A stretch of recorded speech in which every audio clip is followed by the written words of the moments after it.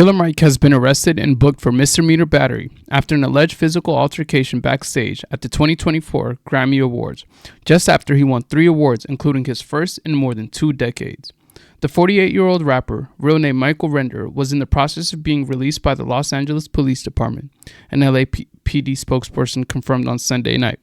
On Sunday, February 4th, just after 4 p.m., a male adult was detained and handcuffed for a physical altercation that occurred on the 700 block of Chick-Hearn Court. The suspect was placed under arrest and was transported to LAPD Central Division. The suspect has been identified as a 48-year-old Michael Render and booked for misdemeanor battery and is in process of being released.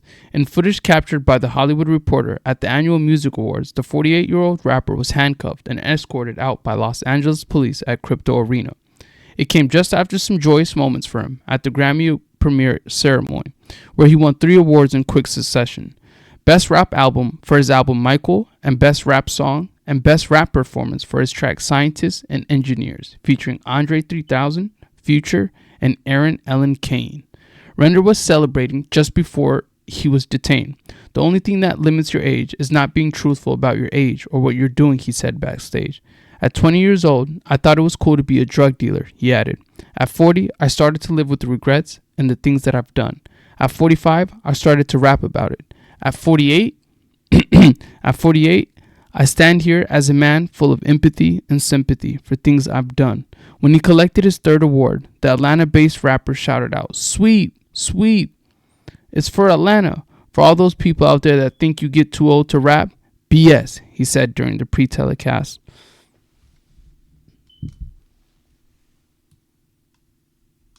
Man, no, that's fire. That's fire, man. But just imagine, though, you go from top of the world, picking up your 3 Grammys. And I want to encourage people out there that are chasing their dream. If it feels like you're slower, if it feels like some other people are reaching the finish line first or ahead of you, don't worry. Just keep running your race. Keep running your race and be grand in your plans. If you think you can jump 20 feet, convince yourself you can jump 40. If you convince yourself you can make 1 hit song, make 10 hit songs. The only thing stopping you, the only limitations you have is your imagination. It's our opportunity. It is our must. It is our absolute responsibility to be grand in every action. So for 20 years, I've been saying I can do it. I can do it. I can do it. And in the 20th year of hip hop, here I am doing it. Next, we're going to go virtually to Radio 1. Mike, congratulations. Thank you. From Radio 1, phenomenal job. Just want to say this. I want to give you your flowers now. More importantly, you've been authentic in your music. You've been authentic in your activism. Why do you think it's important to continue to bring those two together and to reach people? Well, one of my greatest influences is actually the woman named is Kathy Hughes. And in talking to her, she let me know not only do you have responsibility to yourself to be the best you can for yourself and for your family, you have an absolute responsibility to your culture to be the best. So I want to thank Ms. Hughes for being that influence on me and thanking everyone who showed us. Now, Killer Mike, obviously, he's done a lot of great things for the community. He's a great artist himself. But he had a show on Netflix where he was teaching entrepreneurialism. He was teaching young black men how to scale business, how to do things the right way. And he was mentoring a group of Crips, and they came up with something called Crip Cola. And he actually got manufacturing behind it. He was able to actually materialize and manifest it into an actual business.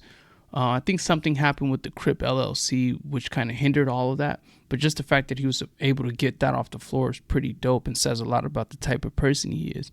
Now, he is very educated, and you can hear it by the way he speaks and in his music. So for him, yes, it's true. I don't have a mic stand. I don't have YouTube. I don't have YouTube Premiere or Premium.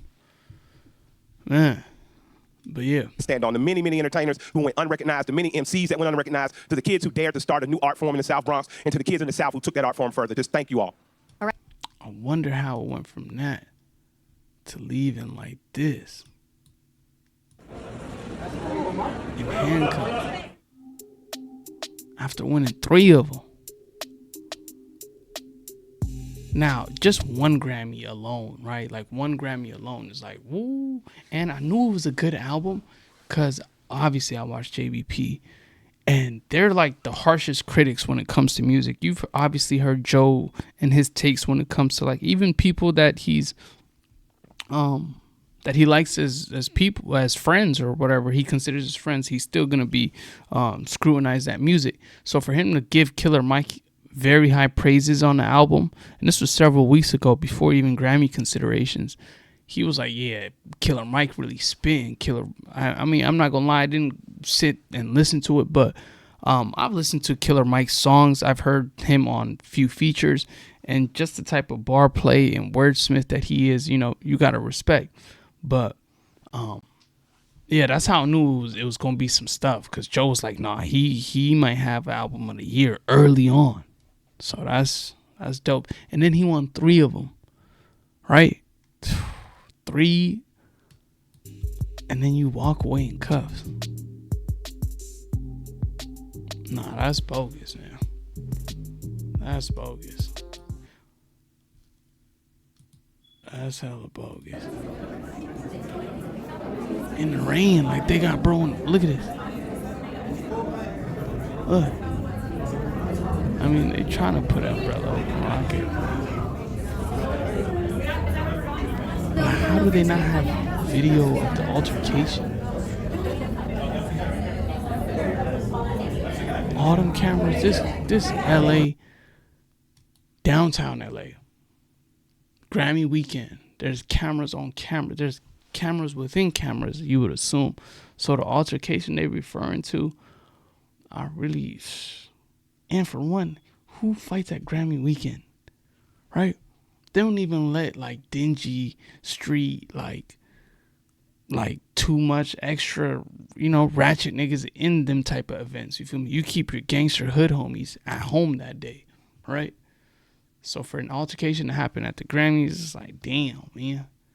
And 3 awards, and they left him out like this.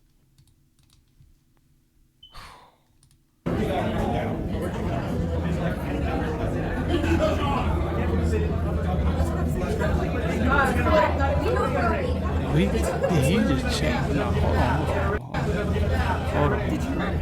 He speed through that. Let's see what I'm saying, right?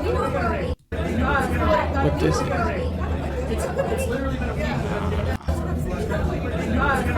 What the? Look at the mouse. Yo. Yeah, man. What do you guys think about this right here? This, man.